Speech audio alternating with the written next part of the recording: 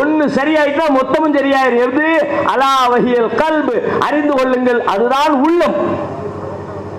அந்த உள்ளத்தை சீரமைக்கிற பண்படுத்துகிற வேலையை நீ செஞ்சனா ஓகே, இல்லாட்டி ஒண்ணும் இல்லை. இஸ்லாத்தினுடைய பிரச்சார களம் அதுதான்.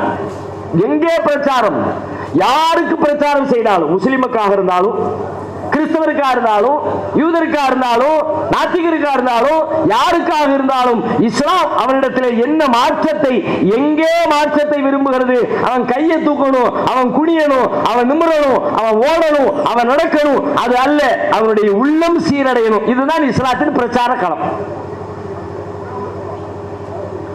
திருமறை குர்ஆன்ல ஒரு சிறப்பான ஒரு அத்தியாயம், அருமையா இருக்கும்.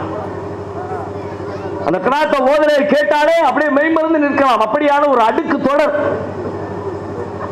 இந்த இமாம் ஓதுனாங்களே, சத்தம் கேட்டுச்சு, இவ்வளவு இனிமையான குரல்.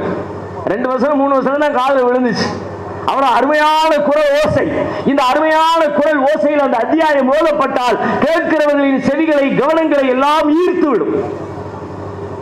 والشمس وضحاها والقمر إذا تلاها والنهار إذا جلاها والليل إذا يغشاها والسماء وما بناها والأرض وما طحاها ونفس وما سواها. அப்படியே அடுக்கு தொடர் மாதிரி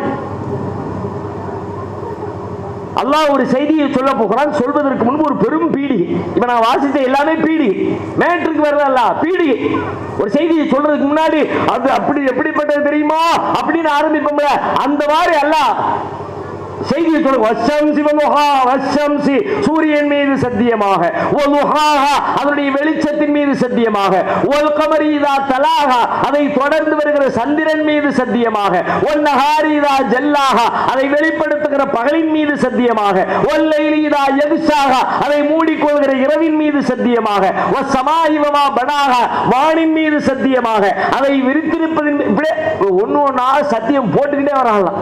மேட்ருக்கு வரல, சொல்ல போற விஷயம் எவ்வளவு பயங்கரமான, எவ்வளவு சூப்பரான, எவ்வளவு முக்கியமான ஒரு கண்டென்ட் நான் பேச போறேன் என்பதை நம்முடைய மனதிலே பதிய வைப்பதற்காக ஒரு பெரும் பீடிகை. பீடிகையின் முடிவில் அல்லாஹ் மேட்ருக்கு வர்றான். உள்ளத்தின் மீதும் அதை சீரமைத்திருப்பதின் மீதும் சத்தியமாக, فألهمها فجورها وتقواها قد أفلح من زكاها وقد خاب من دساها. உள்ளத்தை படைச்சா, அதை சீரா படைச்சா, அந்த உள்ளத்துக்குள்ள நல்லது எது கெட்டது எது என்பதை பிரித்து அறியக்கூடிய ஆற்றலையும் அல்லாஹ் அதுக்குள்ளே சேர்த்து வச்சான். சொல்லிட்டு சொல்றான், கத் அஃப்லஹ மன் ஸக்காஹா, அதை தூய்மைப்படுத்தியவன் வெற்றி பெற்று விட்டான். வகத் ஹாப மன் தஸ்ஸாஹா, அதை சீரழித்தவன் நஷ்டமடைந்து விட்டான்.